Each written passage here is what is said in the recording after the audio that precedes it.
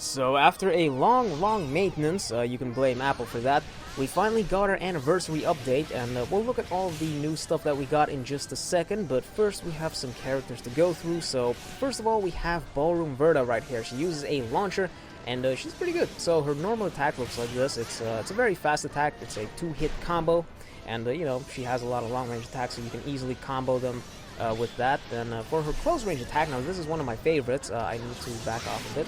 It's a spinning back fist. It's pretty cool. I like that.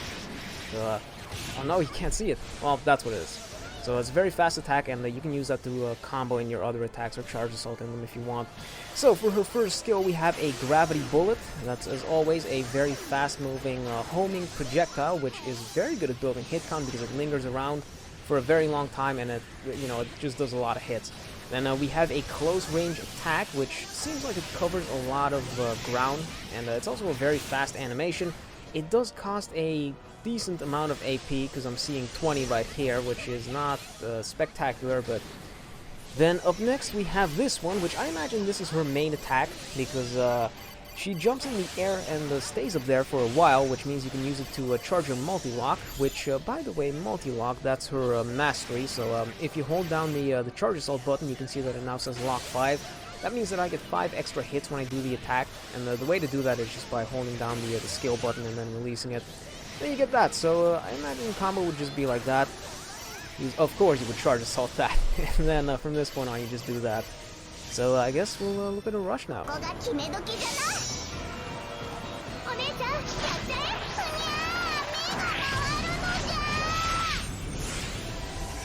Awesome, very nice rush. Tika appears in it as well. You can never go wrong with Tika, I guess. Okay, so I think that's about it for Verda, so let's move on to Tika now.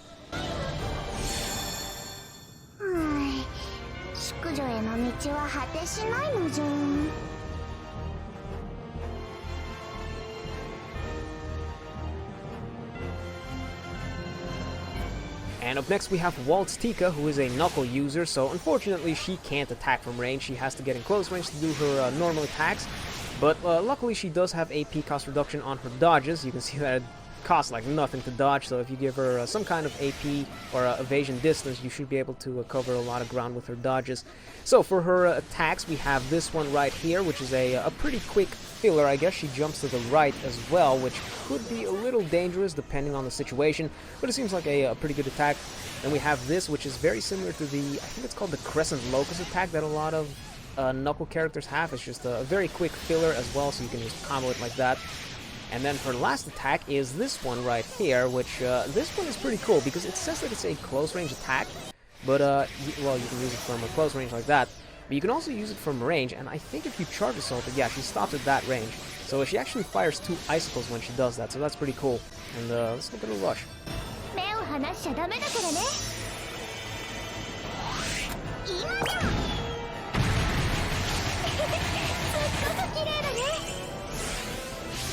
Cool thing is that she also has a 6500% multiplier on that, so that's pretty brutal. And I think that about sums up what I wanted to cover. Oh right, there's one more thing. That's if you dash out of a combo like that, you actually maintain your cancel bonus, which is very cool. So let's see if I can show it off before this thing dies. So we're at 150, I do that, and we're back to a 200. So that's very cool.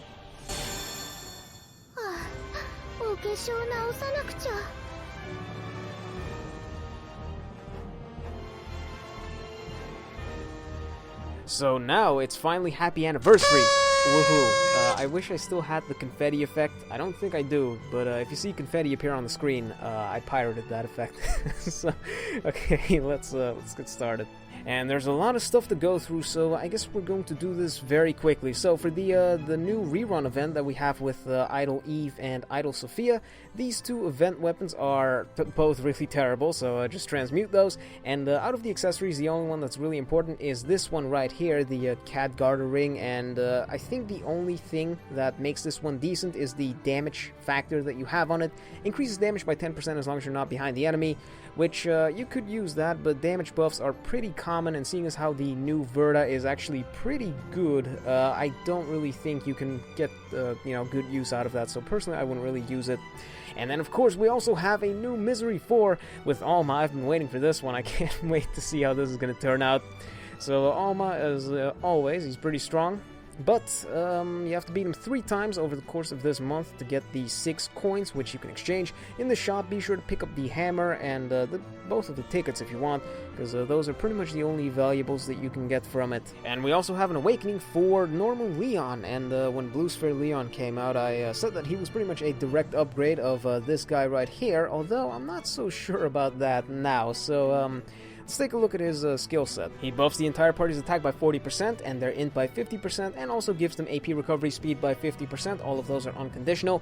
And then his third talent buffs Shadow Flare's damage by 150% after he uses Frigid Saucer, and also when he uses his new attack Thorns now, both for 10 seconds. Then his fourth talent increases his own int stat by 25% for 10 seconds, and then he got a new talent which increases the attack and int damage that enemies take by a whopping 60%. When they're weak to dark, I'm pretty sure, and his last talent gives him a 10% HP recovery every 5 seconds and a 95-10 guts. And then, of course, his rush now has a 4500% multiplier, and he also has that new attack wounds. So, of course, I'm going to compare him to his Blue Sphere counterpart, because that's pretty much the closest thing that we have to somebody else that's in this exact same role. So the Blue Sphere version of Leon, I would say he's a little better when it comes to party buffing, because he has a higher attack and int buff. Of course, it's not unconditional, but a 200 hit count isn't particularly hard to get as long as you have the right party. And that version also has AP cost reduction, as well as crit chance. Both are very powerful buffs. But this version, I would say this version has some higher damage output, and as well, conditionally he could be better, because he does have that fifth talent which increases attack and int damage by 60% as long as the enemy is weak to dark, and you're probably not going to use him against enemies not weak to dark, because that's his main element.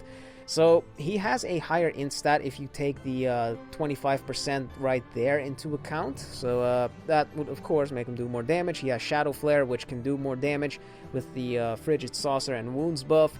He also has an HP recovery as well as the Guts, which gives him some survivability, so if you're going to run that, you might want to try to run an accessory that has anti-flinch casting. That would probably work out well with him. So overall, he seems like a pretty cool character, and like I said, he's if I had to rate both Blue Sphere and this version, and I would put them on a tier list, personally, I would probably place this one maybe one spot higher than the Blue Sphere version. They're kind of the same. They do different things, but I would put them on either the same level or this one a little higher, because he's got better damage output, and the buffing that they both have is kind of negligible when you consider buffs of characters like Colleen, or the Persona characters, and all of the other characters that we have. And we also have some new stuff in the decoration shop, and none of this stuff has a time limit, so you can buy it whenever you want. It has all of the stuff from Star Ocean 1 to Star Ocean Anamnesis, and it's like the characteristic accessories of all the main party members. So we have Erotic Steel, for instance, and a bunch of other stuff. I can't wait to see what kind of abominations people can create with this. Thank God that we only have 3 accessory slots. We also have a new set in the item shop. If you buy this, you're pretty much throwing away 7,000 gems, because it contains seeds and nothing more. It doesn't even contain 300 of every single type of seeds. This is a pretty pathetic set. Wouldn't buy it. All of this stuff can easily be farmed from the seed mission, and there's usually somebody running seed missions, because like that mission is very active in multiplayer, so you can pretty much always find people to play with. And we also have a rerun for Idol Eve and Idol Sophia, and they didn't get rebalances, which, I mean, in this case, it kind of makes sense, because they're still pretty good. I guess Idol Eve is still very good, and Sophia can still do decent amounts of damage, but if they don't give them rebalances now, I can only imagine that they will do that. I can't imagine when they could do it, unless they're planning another Idol banner, or they're planning on bringing them back again sometime in the near future. for some other reason, maybe another memorial gacha, but I don't think they would do that one so quickly or so close to the other one.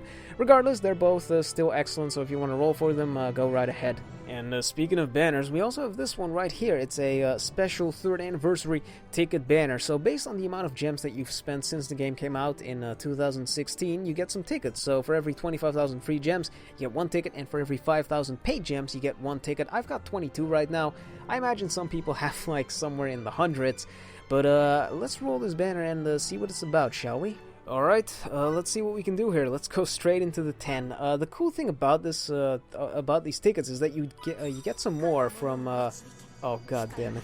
You get some more from login bonuses over the course of the anniversary, which I'm desperately gonna need. I think you get like 20 more over the next 2 weeks, so that's gonna be pretty cool. Unfortunately, you also stand the chance of getting absolutely nothing from it but freaking golden showers. You know, let's just skip this. This is too depressing. God damn it. So on this banner, I think, I'm not sure if actually, yeah, no. So it's the 5 stars that you saw on in the advance notice. Of course. God damn it. 5 stars that you saw in the advance notice, and I imagine that it also contains every permanent character as well as every semi-permanent character. So you might be able to get some good characters out of this if you're lucky, unlike me. Well, you know, it's a good thing. Might as well spend the luck now so that we don't get screwed over when we do the actual pulls. And I guess we can also take a closer look at those login bonuses. So we have 20 of those tickets if you log in over the course of the next 2 weeks. Some extra goodies, although not too many that I'm interested in. Something else that's pretty cool is that we also get a free stamp on the if you log in between the 5th of December and the 19th, and this stamp is voiced, which is absolutely ridiculous, and people are going to spam the hell out of it, so be prepared for that. And then, of course, we have this little Santa doll accessory, which you can get from Deep Space Exploration. There is one new rare mission that you have to complete, and then I think if you complete it, you get this accessory, and the mission is the sentence that you see at the bottom right there between brackets. And for the new event, we have the introduction of Waltz Tika and Ballroom Verda. So our currency is the vintage champagne, and the new stuff that we have in the item shop. The first set of event weapons is a set of knuckles, which increases damage of one of Tika's skills by 20%. Whenever the hit count is above 150 hits, it increases rush combo damage by 20%, which is actually pretty good for Tika. And when you nullify damage with evasion, you recover 10% HP, so that doesn't seem like a bad weapon for Tika. Of course, if you need elements, we do have elemental knuckles in the shop, but this seems like a very good neutral one, so if you have her, be sure to hang on to this. And then the launcher is also a very good option for Verda, which it increases damage of one of her skills by 20%. When you're above 150 hit count, it increases attack damage by 20%, and during orders, it increases damage that enemies take for 10%. So again, that's also a really good one, because Verda is also, just like you, all about using the orders. So, the accessories that we have this time around, the first one, during Rush Combo, it increases critical hit rate by 25% and crit damage by 25%. I think this is a one-of-a-kind right now, and it's a pretty good one. Again, it's perfect for Tika, but you could also run it on other heavy rushers, like Joker, for instance, and I think Daos as well. And then the second one, during the multi-lock assault, I think you recover 5% HP, so the multi-lock mastery, and during orders, it increases critical hit rate by 20% against all the enemies. So again, that's another very good one. Both of these are really good accessories, so be sure to pick these up. And I think you get them from achievements, maybe? And yeah, you do, so just be sure to clear all of the event stages, and you can unlock them very easily. So, aside from that, what do we have? We have our boss somewhere. What is this thing? The golden crown. Oh, right, so we have this now. These are actually things that you can buy in the shop with the currency, and you're gonna have to use them to unlock certain stages on the event map. You can only use them for this, so be sure to buy them and then spend them there to unlock the extra story quests, although I doubt you can actually read it. It's in Japanese. So the boss right here is weak to ice and wind, both very strong elements, of course. Tika's main element, as well as Verda's main element, I think. So, oh yeah, right. I guess we should talk about the actual list. So, for all of the achievements up to this point, be sure to clear every single stage in the event once, and then you get all of those. Then for the limit breakers, you have to clear Misery 1 20 times. For the stamps, again, clear one of the story stages in the event one time. And then for the last two accessories, you have to collect a total of 5,000 champagne for this one right here and 10,000 for this one right here. And then I think that about does it. And we have a new type of event, the 7 stars boss rush type of thing, I guess. And I think this one's easier to explain on the actual event map, so we'll go there in just a second. But it's basically a boss rush of previous event bosses, so and they rotate on a daily basis. So right now we have the Saharial up until the 30th of November, and then we'll swap to the next boss in line. So pretty much you start at the top, and then you work your way all the way down here, and then when you reach this point, there's 2 boss battles that you can complete. They drop these things, which you use to challenge the Gabriel right there. He's the god all the way at the bottom. He's not available yet. I think he becomes available on the 5th of December. So be sure to stock up on these things. And then these stone pieces right here are used in a box gacha, as well as these nodes right here. You can unlock these and just unlock some extra goodies like tickets, as well as Welch's grease, some seeds. So that's pretty fun.